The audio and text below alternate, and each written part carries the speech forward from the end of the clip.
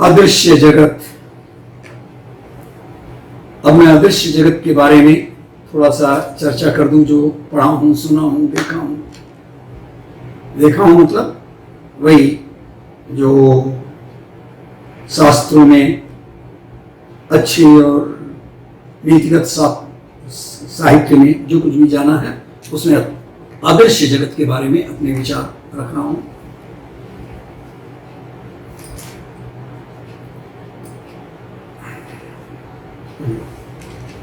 नारद जी के अनुसार दृश्य जगत के पीछे एक अदृश्य जगत है। परोक्ष की क्षमता तथा महत्ता प्रत्यक्ष की तुलना में कहीं अधिक है। प्राण न रहने पर काया मात्र कचरा शव बनकर रह जाती है। यह बात तो आप सभी जानते हैं, हम सभी जानते हैं। मिट्टी का ढेला तुच्छ है ना, कोई वो जड़ है, कोई इसमें जान नहीं है, किंतु उसके सबसे छोटे अदृश्य घटक परमाणु की सामर्थ्य का पता विस्फोट होने पर ही चलता है। यानी मिट्टी जो तुच्छ है, जड़ है, लेकिन उसका जो सबसे छोटा जो है वो परमाणु, जिसमें न्यूट्रॉन, प्रोटॉन, इलेक्ट्रॉन की संरचना है, तो वो उसके विस्फोट होने पर ही पता चलता है कि अरे इतना ताकतवर जो मिट्टी तुच्छ है और उसका सबसे छोटा कण इतना शक्तिमान।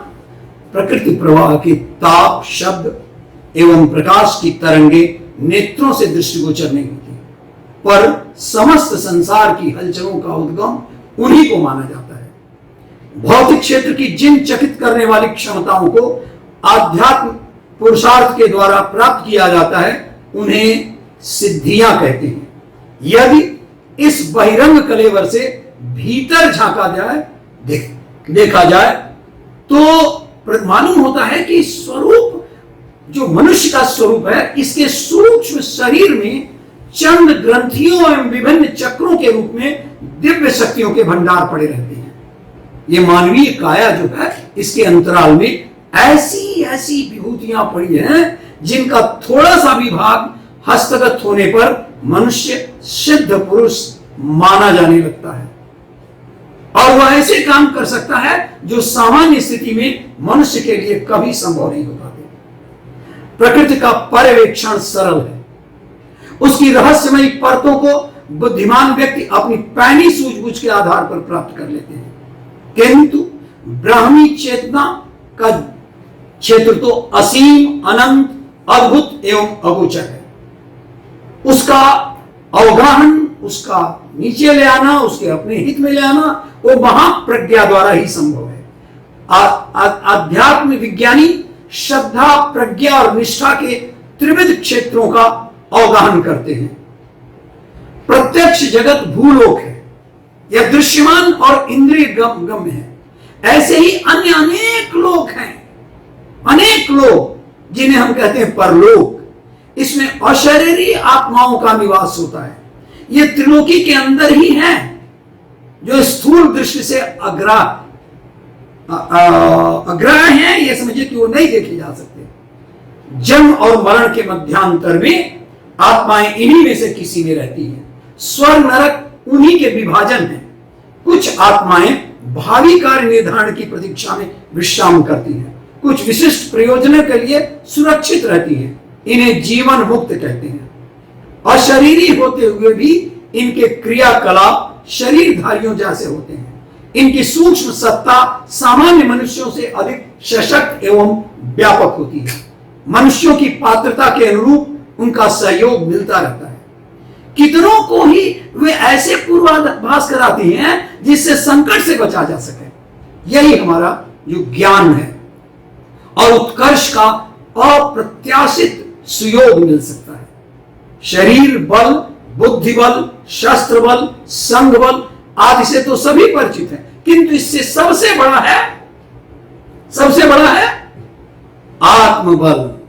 इसके द्वारा प्रकृति पर आधिपत्य पाया जा सकता है और चेतना को इस स्तर तक परिष्कृत किया जा सकता है कि वह सृष्टा की भांति सर्वशक्तिमान बन सके।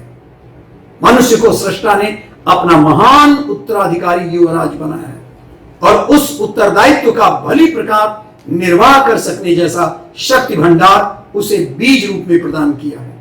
उसे अंकुरित और फलित करना मनुष्य का काम है।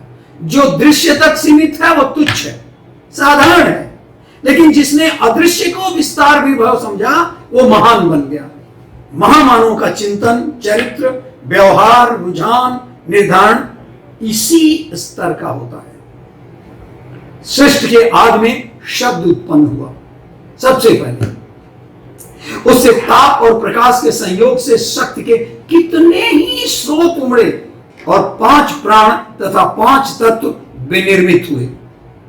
सृष्टा की इच्छा शक्ति जब एक से बहुत बनने के लिए अग्रसर हुई तो सर्वप्रथम उसका प्रकटीकरण ओंकार शब्द के ध्वनि प्रवाह से परिलक्षित हुआ। यह शब्द ही नाद ब्रह्म है, उसकी सामर्थ्य सर्वोपरि है।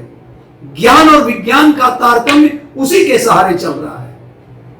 ऋषियों ने शब्द ब्रह्म और नाद ब्रह्म की उपासना से अध्यात्म क्षेत्र की अनेकानेक विभूतियां अर्जित की। उस सामर्थ्य के सहारे आत्म कल्याण और विश्व कल्याण का पथ प्रशस्त किया। वाक सिद्धि और मंत्र सिद्धि एक ही बात है। उससे भौतिक और आत्मिक दोनों ही क्षेत्रों के अनेकानेक प्रयोजन सिद्ध होते हैं। धर्मानुष्ठानों में मंत्र शक्ति का असाधारण उपयोग है, उन्हीं के कारण वे फलित होते हैं। मंत्र में विधिवत शब्दोच्चार की जितनी महत्ता है उससे भी अधिक उच्चारणकर्ता के व्यक्तित्व की है। बात क्लियर जो मैंने कहा है उसका यह मतलब है कि जो मंत्र तो श्रेष्ठ है ही है, लेकिन जो मंत्र का उच्चारण करता है वो आचरण युक्त है कि नहीं है, उसका व्यक्तित्व श्रेष्ठ है कि नहीं श्रेष्ठ है। तो मंत्र साधक को मंत्र साधना के लिए उच्चारण पर कर्म कांडों की तरह वाक संयम भी अपनाना होता है। वचन सीमित और सोच समझकर बोलने का अभ्यास करना होता है। इस प्रयोजन के लिए आहार संयम नितांत आवश्यक है। यंत्रों से बड़ी शक्ति मंत्रों में मानी गई है। इसलिए हमारे जो पूर्वज थे, हमारे जो स्वप्न दृष्टा थे, हमारे जो महान लोग थे, उन्होंने यंत्रों से अधिक मंत्रों में अपनी रुचि और अपनी कार्यनिष्ठा दिखाई।